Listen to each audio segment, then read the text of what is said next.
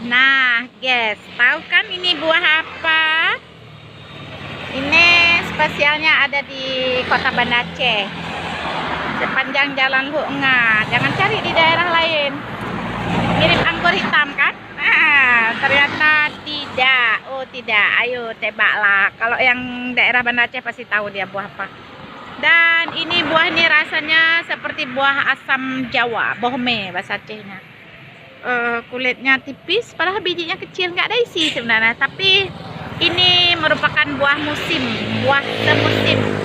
Setahun sekali hanya dia memproduksi. Seperti durian.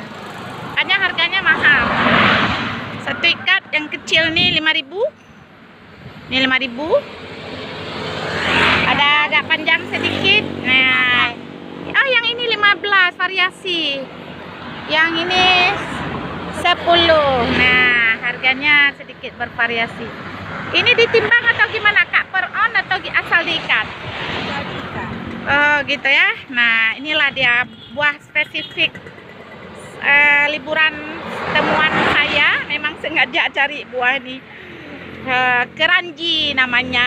Jangan tahu keranji. Oke, saya sepanjang Jalan Lunga menikmati pagi.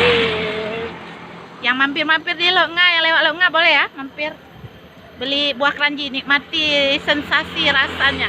Dan ada kerajinan-kerajinan rakyat yang langsung dibuat di daerah sini.